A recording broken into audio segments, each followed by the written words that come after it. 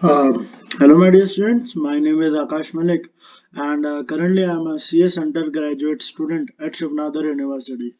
Um, so, as you all know, that I have discussed this video solutions of JEE Advanced Paper 1, and now I'm gonna do the video solutions for JEE Advanced Paper 2. Uh, so, let's start with the question number 1, and it is as follows. So, the question is the square container with the horizontal transparent vertical walls and filled with water whose refractive index is 4 by 3 is kept on a horizontal table. A student holds a thin straight wire vertically like this is the thin straight wire. Okay, let us say this wire is O. Okay, and the water 12 centimeter from the one of its corners. This distance is 12 centimeter, and as shown schematically in the figure. Looking at the wire from this corner, another student sees two images of the wire. Okay, this is the student which can see these two images. Okay, and located symmetrically on the side of the line of sight as shown. Okay, these are the image 1 and image 2. So let me name them image 1, and this as image 2. Okay, this is image 2. Okay, and then the separation between these images. Okay, that is what we are required to find. Okay, so let me draw this ray of light which goes like perpendicularly. This is 90-degree angle, and similarly for this. Okay, and let me say this is point P.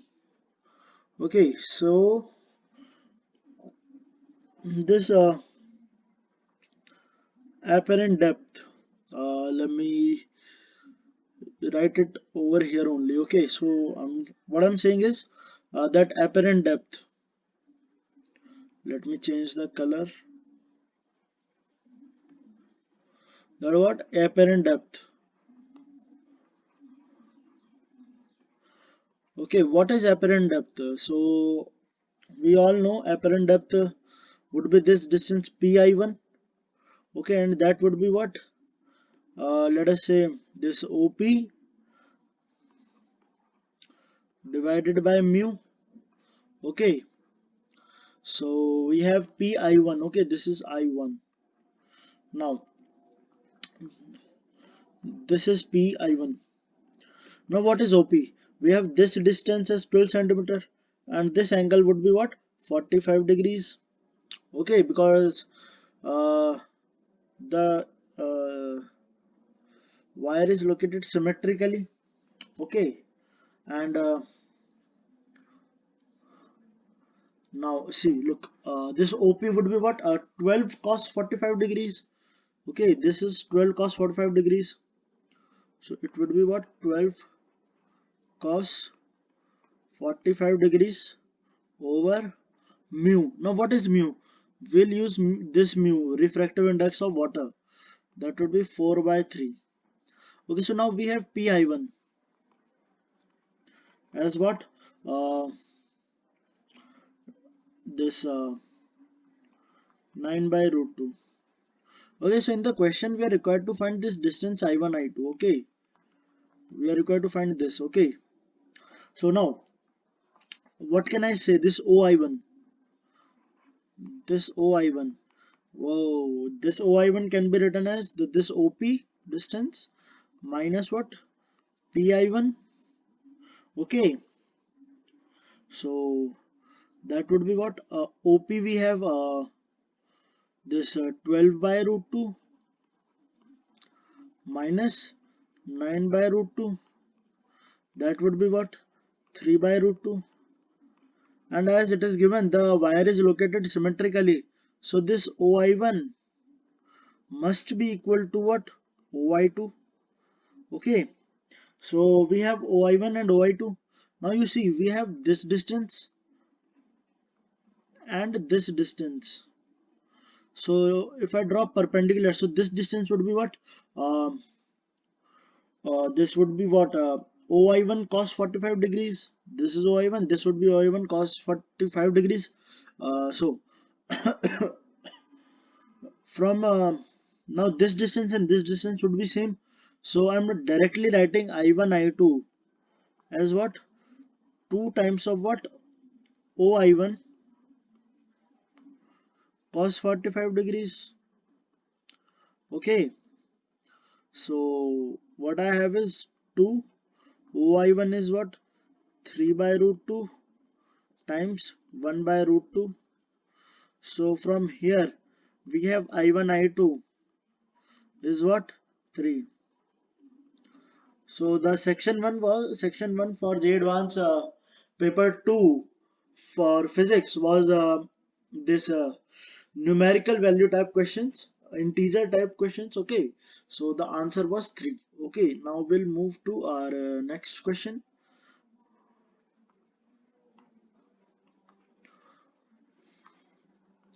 So this is the question. Okay, a train with cross sectional area ST is moving with the speed Vt inside a long tunnel, okay, of cross sectional area S0. So we have relation between S0 and ST. Just 1 second, let me highlight this thing.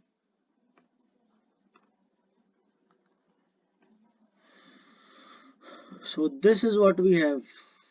S0 is 4 times of ST, okay, and assume all the air in front of the train flows back between the inside the walls of tunnel, okay, and the airflow with respect to the train, uh, just a second, with respect to the train is uh, steady and laminar. Steady and what? Laminar flow is there, okay. And we have to take ambient pressure and that inside the train to be what? P naught, okay. If the pressure in the region between the side of the train is P, between the region and the side of the train is P, then we have this P naught minus P as this. So we are required to find this N. So let me first draw the diagram so that you get a clear picture of what question is. So let us draw a long tunnel, okay. Let us say this is the long tunnel,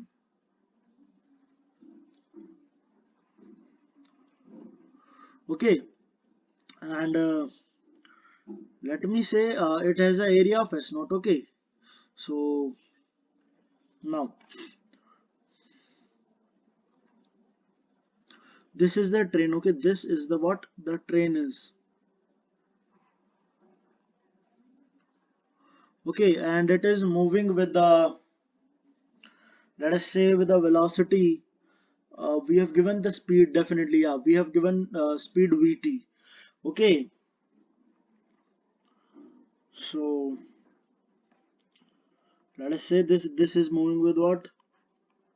V, and this area,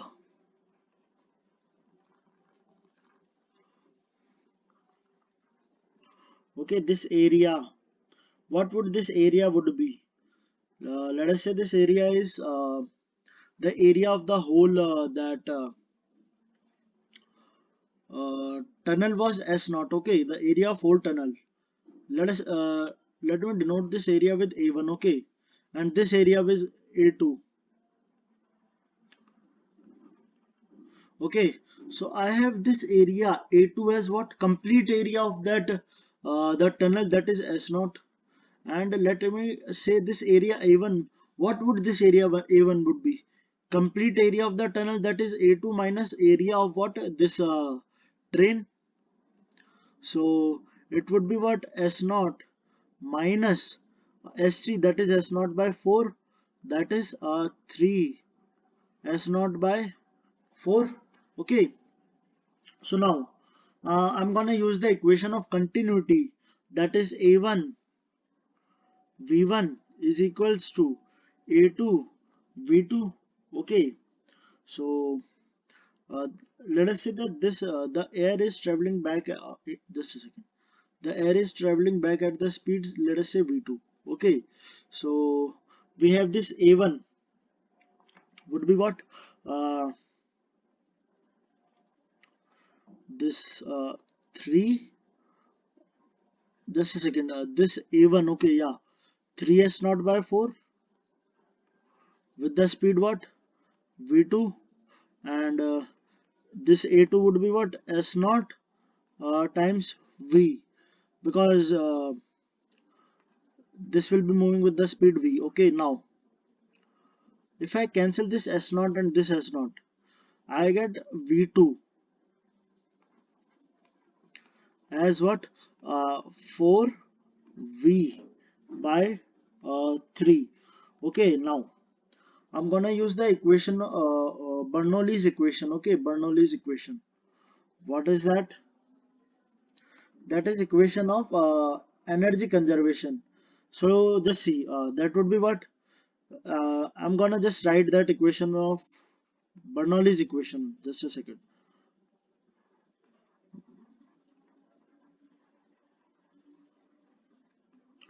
Bernoulli's equation, that is P naught plus rho uh, a v1 square plus that mgh is constant. That's a equation of energy conservation. It is basically, when we'll talk about that fluid mechanics, I'll go into detail of this.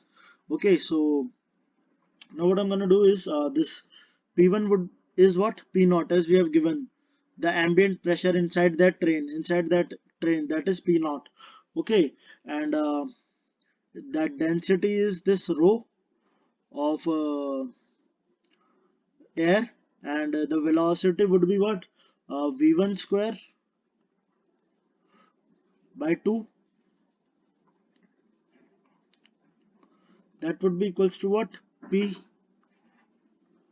plus rho v2 square by 2. Okay, so now I'm gonna write this p naught minus p is equals to rho by 2 v2 square minus v1 square. Okay, so from this equation I have this p naught minus p as 7 by 2n, and rho vt square is equals to what, rho by 2 and v2 square minus v1 square. So let's go to the next page and then I'll continue. Now we have what, rho, just a second, let me see, rho vt square, and it was 7 by 2n, that was equals to what, rho by 2 v2 square minus v1 square. Okay, now I'm gonna substitute this velocity v2 with v1. V1 is nothing but v or vt same. Okay, so that is what, rho by 2, and on putting the values I will be getting at 7 v square by 9. Okay, and it would be what, 7 by 2n rho vt square, as we calculated the value on the last page. Okay, so now on solving this, all everything will get cancelled out and n comes out to be 9. So the answer to the previous problem was 9. Now I'm gonna move forward. So yeah, this is the question we have now. It's like two large circular discs. These are just a second. Uh, okay, these are the two large circular discs which are separated by a distance of 0.01 meter, and connected by a battery of 200 volts, and these are the charged oil drops which are falling uh, from this hole, and once some oil drops achieve a terminal velocity, uh, the switch is applied, the switch is close to apply a voltage of 200 volt across the disk. Okay, so this switch, we close this switch, and the 200 volt is applied across the disk. As a result, an oil drop of radius this stops moving vertically and floats between the disk. The number of electrons present in the oil drop is. So now what I'm gonna do is, you see, first of all, let me see this. What we will do, let us say this was the oil drop. Okay, so let us draw the FBD. Okay, FBD of oil drop. Okay, so oil drop will be treated as a point particle. So now its weight is this acts downwards, and you see the terminal, this is positive, this is negative. So electric field would be in this direction, negative to positive, and I'm sorry, and it is positively charged. So direction of this force, electrostatic force, would be upwards only. Okay, so this force would be what, force of buoyant, not buoyancy, electrostatic force, that would be QE. And it is saying that it stops moving vertically. Okay, stops moving vertically, which means the vertical forces got balanced out. Okay, so we have this mg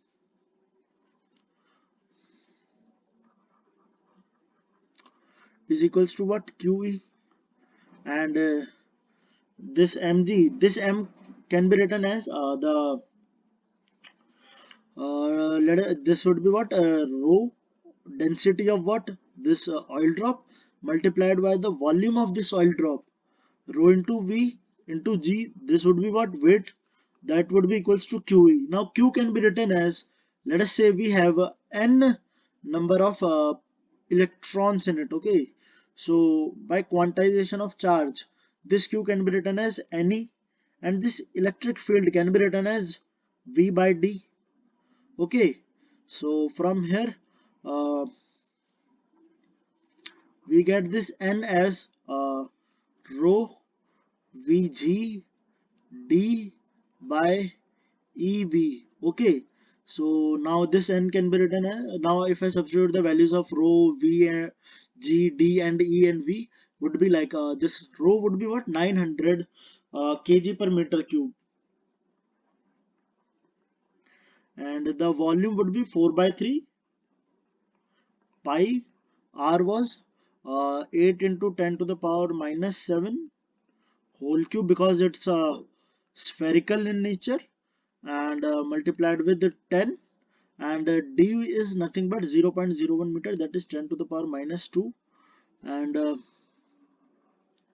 E is 1.6. We all know 1.6 into 10 raised to the power minus 19, and the V, that is potential difference, was 200. When you simplify this whole, I'm not gonna simplify it, you should do it yourself. This N would come out to be 6. So I hope this problem was easier, and now I'm gonna move forward. Okay, so we have this our next problem, that is a hot air balloon is carrying some passengers. Okay, and and a few sandbags. Sandbags are like बोरी, if I speak in Hindi, अगर आप जिस चीज को बोरी बोलते हैं ना, बोरी, उसमें उसमें आप सभी सपोज कर लो कि कुछ भर दिया आपने. So you are carrying sandbags of mass 1 kg, so that its total mass is 480 kgs. Okay, and now what is the next line? Its effective volume giving the uh, balloon, its buoyancy is V. Okay,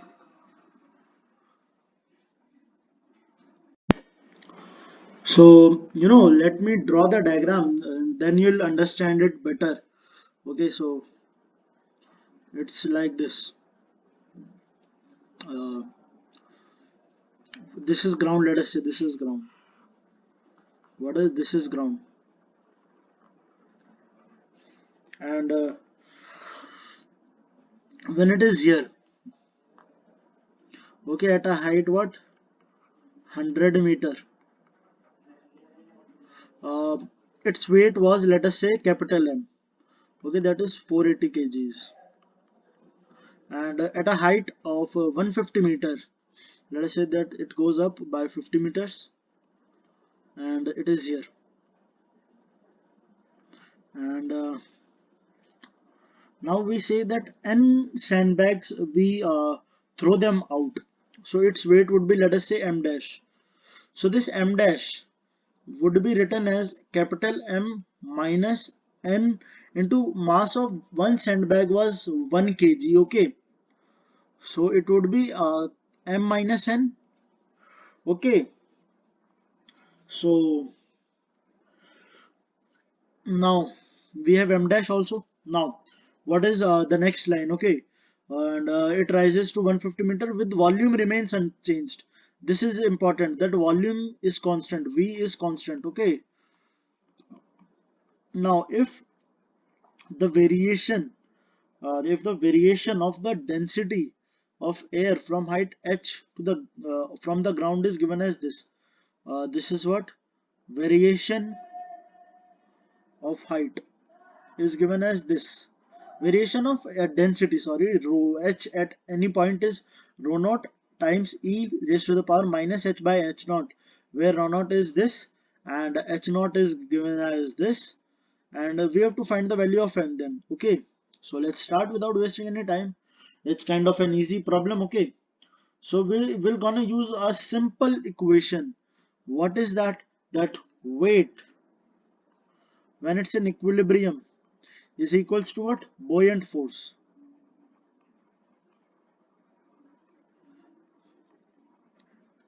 Okay, so weight is what? When it is at a height 100, let us say that its weight was capital mg, that would be rho at 100 height, and v, what is that, buoyant force is v, the volume, and this g. And when it is at a height, let us say this is equation 1, and when it is at a height 150 meters, its weight changes to m dash g, which is equals to rho at 150. Let us say this is 150 meters of height, the density changes, and this would be same, v is constant as we have given. Now we have these two equations. If I divide the equation 2 with equation number 1, okay, so what I get is m dash by m, which is equals to uh, rho of 150 over rho of 100. Okay, now when I substitute the values, when I will substitute the values, I will get this 480 minus n over 480 would be equal to what? Density at 150 meters over density at 100 meters. Okay, so just a second. Okay, now if I substitute this ratio, this rho naught will get cancelled out, and this we have e power raised to the power something. Now what will be that? Now I'm writing that. Okay, so we have 480 minus n over 480 is equals to e raised to the power minus 50 over 6000. Okay, so now we have this 1 minus n over 480 on the left hand side, and we have this. Now e power minus x can be used written as that when x is small, e power x is written as 1 plus x plus x square raised to the power 2 factorial plus dash dash dash. Now when x is small, we can just take these two, 1 plus x only, neglect these terms. So this can be written as 1 minus 1 by 120. Okay, when you put the values of x as 50 divided by 6000. So on solving, n comes out to be what? 4. I hope this solution is clear because it was a easy question. What it has just a little bit of mathematics application, that is e power x is 1 plus x when x is small. Okay, so now let's move to the next problem, which is kind of this.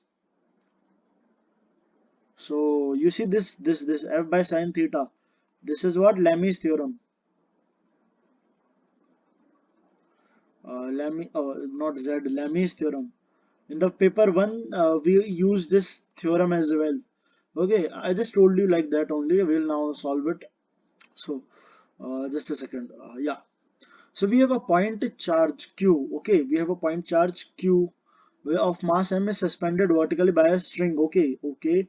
A dipole of dipole moment P is now brought towards Q from infinity so that charge moves away. Okay. The final equilibrium position of the system, including the direction of dipole and the angles, angles and distances is shown. Okay, in the figure. Okay, okay. Then, if the work done in bringing the dipole from this position, from infinity to this position is n into mgh. Okay, then we are required to find the value of n. Okay, then let's start. So, first of all, due to the dipole, I'm sorry, electric field along this axial position, it would be let us say E. So this is the force 1 acting on it, QE. Okay, and this in vertically down direction, this would be what? Mg. Its weight acting, and in this direction we have T. Now we have this as 12 sine alpha by 2. Okay, yeah, this is alpha by 2. Now if this is alpha, okay, this would be what? Alpha by 2. So if this is alpha by 2, I'm using this as just 90 degrees. Okay, just a second, this would be what? Alpha by 2. I'm sorry, this would be alpha by 2, and we have this as alpha. So what this angle would be? Let us say this is theta. So this theta would be 90 minus alpha by 2, and this, we have this angle as what? This angle is also what? Alpha, because this is alpha, and we have this angle as what? 90 degrees plus alpha by 2. So I'm now gonna use that simple, the Lami's theorem would be like mg divided by its that sine theta, that would be sine of 90 degrees plus alpha by 2. Okay, because angle opposite to mg is this one, and that would be equals to what? QE over sine of this theta, that is what? 180 minus alpha by 2. Oh sorry, it's 180 minus alpha only. Okay, so now because you see, this is what angle is opposite to this. This would be what? 180 minus alpha. Now I can write this QE over this sine pi minus theta is nothing but sine theta, that is sine alpha, and equals to what? Mg over cos alpha by 2. Okay, now we have work done. Let us talk about just a second.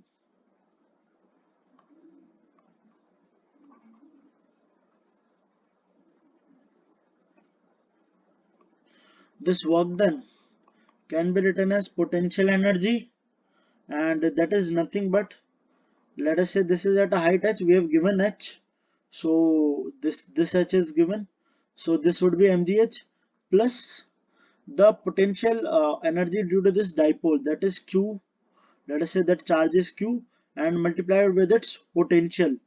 Okay, so that is qv, and we can write v as, first of all let me write e as what, 2 kp by r cube, where r is this, I'm gonna write r as this, and we can write v as uh, kp by r square. Okay, so we have v and e all. Now what I'm gonna do is I'm gonna substitute these values. So first of all I'm gonna substitute the value of h. So I can write h as what, this length is 2 sine alpha by 2, and we have this angle as alpha by 2, so I can definitely write h as what, 2l sine alpha by 2 multiplied with sine alpha by 2. You can see that perpendicular upon hypotenuse, this is what perpendicular, this is what hypotenuse, and we have this angle as alpha by 2, so this is h can be substituted as follows. And now when we use these equations, this this this and this, we have these four equations. When you just substitute the values of e, v, and then substitute the value of this uh, alpha by 2 from here, you will get this work done is mgh plus this qv would be also equal to mgh. I ask you guys to use substitutions, like how this L sine alpha by n into sine square alpha by 2 can be written as h by 2, and then put it here. Okay, and just substitute the values to find this. You will get work done is equals to 2 times of mgh. So from here we can directly say that n is equals to what, 2. Please solve a little bit with yourself. You'll find the sums to be easy. When you'll do them yourself, you'll gain confidence. Okay, if you are not able to solve this problem, ask me, I will make the solution separately for this. Okay, so let's go. So this is the question, which is kind of wrong question, because the information is not properly given here. Okay, first of all let's read the question, and then I'll tell you what mistake was there in this uh, question. Okay, so see, a thermally isolated cylindrical vessel of height 8 meter, okay, is kept vertically and is divided into two parts by this piston. Okay, uh, this is what diathermic piston. Okay, perfectly, there is thermal conductor which allows heat flow. Okay, and has a mass of m, which is given as 8.3 kgs. Thus the partition is held initially at 4 centimeter, which means the partition, this piston is exactly at the midpoint of this vessel. Okay, now each of the two vessel contains zero point 0.1 mole of ideal gas. Okay, if they contain ideal gas, the forces will apply. Okay, now the partition is released and moves without leaking any gas from one part of vessel to the other. Okay, the one gas stays here and the other stays here. Okay, now uh, what else we have? So okay, now when equilibrium is reached, we have to find the distance of partition from the top in meters. So you see, when there will be gases, there will be forces applied over this piston, and let us say it shifts to this position.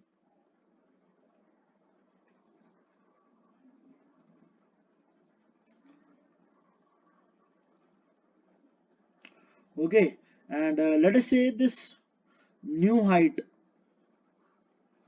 is x from the top, so this height would be